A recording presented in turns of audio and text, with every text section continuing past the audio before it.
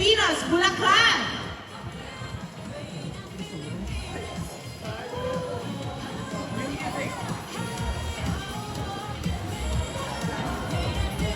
Reina, Filipinas, Camarines Sur.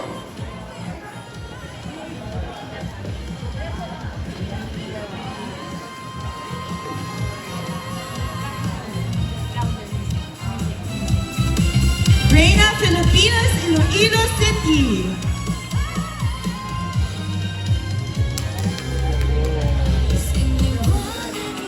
Reina, Filipinas, Coronadal, South Cotabato.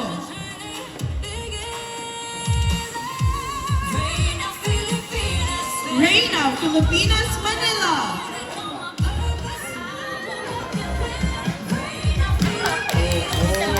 Reina, Filipinas, Muntinlupa.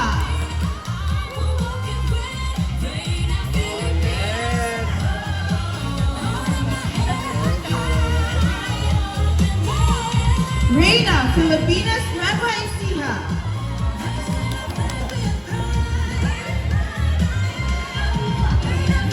And Reina, Filipinas, Pampanga. Yan. Bigyan naman po natin ng mas bagabong palakpakan ng ating Reinas for today. Ayan. So, please introduce yourselves and tell us your representations, girls. Hello, good afternoon. I'm Bianca Bautista, representing Bulacan Province. Good afternoon, everyone. I'm Isabella Ortega, Reina Filipinas, Camarines Sur. Good afternoon, everyone. I'm Aleximika Imoso Brooks, Reina Filipinas, Iloilo City.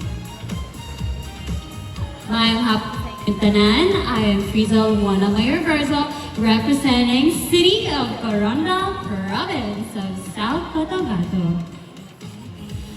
Magandang hapon sa lahat. I'm Ann Patricia Lorenzo Diaz, representing ang mahal kong Maynila. Good afternoon, everyone. Ako po si Scarlett Endumesa, proudly representing Muntinlupa. Hello, everybody. I'm Jessery Ainz Aguilar, Reina Filipinas from Nueva Ecija. Hello, everybody. I'm Sahara Bernales, your Reina Filipinas, Pampanga. There you have it, our lovely candidates. Ayan, so we just want to extend our gratitude for coming today, and thank you so much for visiting us on our 13th anniversary at Jojo Bragais. So our first question is, how's your journey so far in Reina Filipinas? Can you please share to our media and guests today also? I'm enjoying it so much. Grabe yung sisterhood. Sobrang nagkakasundo kami. And nakakapagod siya, but at the same time, sobrang nag-e-enjoy kami. And sobrang nakahasa din yung communication skills namin. Namimit namin yung mga successful na talaga, katulad ng mga beauty queens at saka yung mga businessman, businesswoman, and nagkakaroon kami ng knowledge and sobrang na-appreciate namin yun. Honestly speaking, as a newbie in national pageant, it's really exhausting. But at the same time, I am overwhelmed with lots of emotions.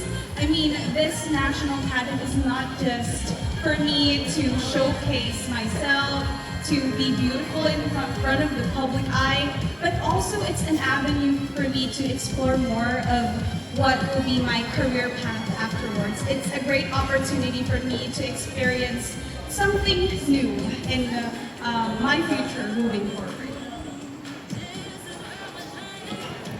So, I am really enjoying the journey. Ang ganda talaga ng journey namin. Siyempre, ang ganda ng sisterhood. It's so nice to meet new girls. And yeah, I think the next event, Subusi, ang ganda din ng mga events and venue namin. Ang ganda ng organization, and we really love the team. We really love our sisters. And abangan niyo yung mga events namin. And for sure, the coronation on August 7 sa Newport Arts Theater. My Reina Filipinas journey is, I can say, one of a kind because as you know, I competed in many pageants before, but this is my first time competing with my cisgender women sisters.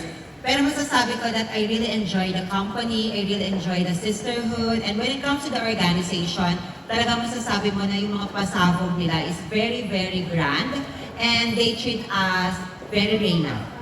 They treat us very queen talaga yung treatment ng organization. They are very organized. They are very prepared for so many events. So kahit pagod kami, napapawi yung pagod namin because we feel that they love us. Hi, magandang hapon ulit. Honestly, I'm having so much fun. Not only because of the sisterhood, like they mentioned, but also the staff. They're so much fun. And alagang-alaga talaga kami. And we all know na mabilisan itong pageant, but it doesn't feel like rushed. Parang we're still loved, we're still well taken care of, and honestly, I'm just really having fun in this pageant, and I'm so glad I got to meet the sisters, and parang ang tagal na namin magkakilala sa sobrang saya namin mag-usap. So I'm so excited, and I hope na we could show you how fun that we're feeling and how glowing we are inside and out. Thank you. Hello, good afternoon, everyone. Yes, like all my fellow sisters were saying about it, na parang the Reina Filipinas is actually really, really fun. This is no Cheche or Etros. It's like, I've competed a lot of pageant, and I feel like this is one of those pageants that instantly, the day one that you met with the girls, automatically you got that click that I will have a very, very good friendship with them even after the competition. And then other than the sisterhood that we have in here, the organizations, they're very caring, and most of it, like literally on time kami lagi, which is we really appreciate so much. Kasi syempre, given we're so busy outside this, we have of course personal life. So parang it's so good that lagi kaming on time. And then other than that, we're having so much fun. So thank you so much for taking care of us. And on my side naman, what I actually really love is that I can be able to explore more about myself. I can be able to do more than what people are expecting without getting any judgment kasi nga it's Miss Grand. So I feel like I'm having so much fun, and I'm thankful for Reina Filipinas for giving us this platform where we can showcase ourselves more, not just as, you know, as a girl or as a queen, but as a woman that we can be. Thank you. Hello, good afternoon, everyone. For me, so far, this journey has been so amazing. It's very light and it doesn't feel like a competition at all. Like, honestly, medyo kailangan ko mag-lock in a competition pala to, guys. Because the sisterhood is just there and it's just making the days very light even though we're so busy. The team, I agree, they're very loving, very supportive, and they take care of us all the time. And despite this being my first national pageant, I'm very grateful that we are surrounded by, sponsorships and big people that are just supporting us all the way, even this being an inaugural Reina Filipinas. And we're so very lucky to be, the first pioneers. And yeah, all I can say is that I'm very grateful, I'm very happy, and I very feel like this is the fitting pageant for me and for all the. For real talaga, parang isa kami sisters na baliw-baliwan ng every event. And yeah, I'm very grateful. Hello, good afternoon. Reina Filipina is such an unforgettable experience to me because it is my first national pageant, and I gained a lot of knowledge, not just in pageantry, but also knowing myself. I gained confidence, I gained professionalism because of this organization. And I'm so grateful to have 20 sisters, 20 amazing sisters to be in this journey. And of course, I would say thank you to the organization because it is very special to our staff. Thank you po. Thank you so much, girls. Hindi ko naman in-expect yun. Maraming salamat for your kind words, and it is our honor also to be able to have you, and thank you for your trust. Kasi first namin to, but then you already took a chance on us. So maraming salamat din.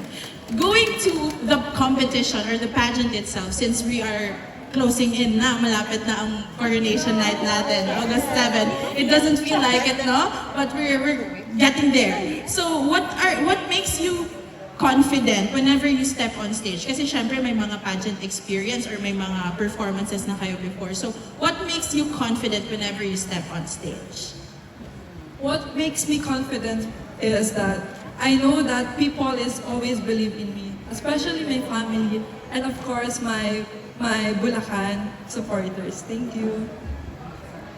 Me, I feel most confident when I know I prepare for things. So what I usually do is prepare for this pageant. And I also, the people behind me, all the looks that I have, and you know, the makeup, the hair, the outfit is also behind this are people who are supporting me. That's why I'm very grateful for them, and without them, I won't be here.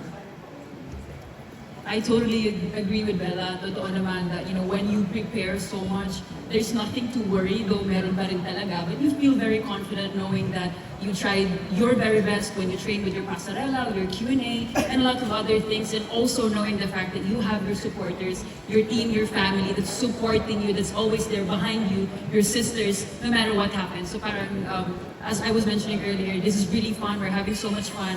And at the same time, nakakalimutan na namin ang competition. So I feel like sometimes it's a good feeling kasi nga parang hindi talaga to siya like literally competition or bardagulan. This is more of finding sisterhood, and then later on, yun nga, whoever deserves it and whoever is calling for the crown, and that's it. What makes me confident is my undeniable belief to myself. Kasi if I wanted something, I would present it confidently sa team ko and they would agree to me. For example, ngayon, meron akong ribbon ng Jojo Bargay sa ulo ko. Pinakita ko lang, sabi ko, gusto ko talaga ito kasi it's anniversary of Jojo Bargay's. And because they see that I'm confident and I believe in myself, they also believe in me. So that is one thing. I think kahit anong opinion ng other people, if you believe in yourself, you can glow confidently. Yun lang. Be myself. Well, that's true, especially that if I'm reading something on social media that, because I am the only trans Pinay or transgender woman competing in this pageant, sabi nila parang, oh, si Ann Patricia, saling pusa lang yan dyan kasi hindi naman, she's not a legit woman. But for me, I'm very confident because first, I know that I'm doing this because of my purpose. And lastly, of course, I'm very confident because I know that every time that I step in on the stage, I always wearing the very comfy shoes of Jojo Bargay, walk queen. Kaya super confident ako every time that I'm doing my pasarela in the stage. Thank you. So ako naman, I'm very confident and so happy to be here. Gawa po ng team ko. And of course, my supporters, my family and friends. And thank you for coming today then. It gives us a lot of energy and strength. And para sa akin na ni Ann, yung comfortable shoes from Jojo Bargay, ayun, syempre ang confident step namin. The first confident step on stage because of that comfy shoes. Maraming salamat po. I think my most confident whenever I walk on stage as an emotional person among my sisters. Ako yung laging umiiyak sa mga interviews and all, but I tend to loosen up. And again, pinahuhugutan ko yung mga taong naniniwala sa akin, especially my team, for their hard work, sleepless night, to transform me into my grandest aura. And of course, the Reina Filipinas organization, because they will give us the grandest show on the 7th of August.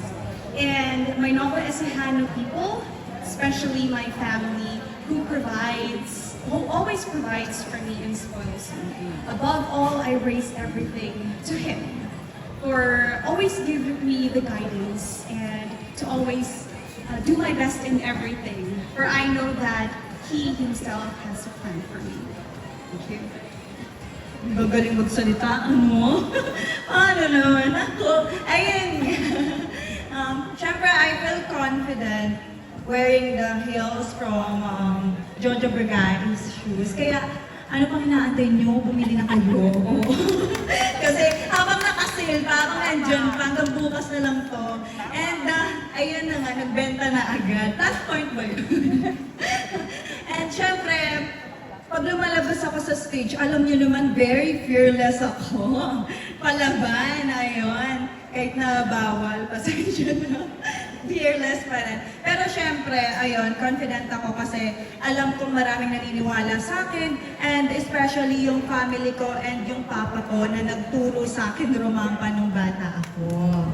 And kapag naglalakad ako, feeling ko nasa katawan ko yung papa ko kasi ito talaga yung pangarap niya sa akin. And sobrang thankful talaga ako na si Reyna Filipinas ay tinanggap ako ng buo.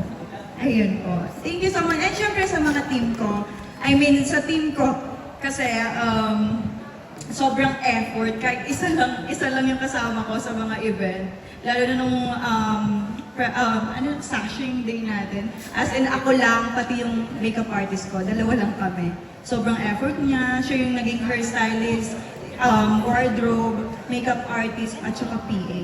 Sobrang galgal kami. And yun, kaya isa yun sa pinaka naging, kumbaga, naging reason kung bakit ako naging confident talaga lumakad doon. Kasi yung effort ng best friend ko sa akin. Ayun lang. Thank you! Thank you, girls. So as you can see, they're all wearing Jojo Vergais. Iba-ibang klase ng Jojo Vergais right now. So, can I ask you guys, what do you love most about your shoes? Komportable. Komportable siyang ilakad. And syempre, feeling ko ang taas ko na, ganun. Feeling ko, star na ako. Kasi hindi basta-basta din yung mga gumagamit ng Vergais shoes. Feeling ko nakakompete na ako international. So, sobra ang binibigay niyang confidence talaga sa akin. And I'm so honored and pleasure na gamitin siya.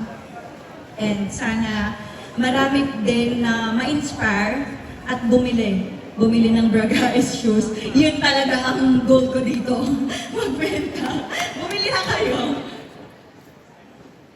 Jojo Vergais is with me ever since nag-join ako from school pageant, private pageant, city pageant, provincial pageant, till now national pageant.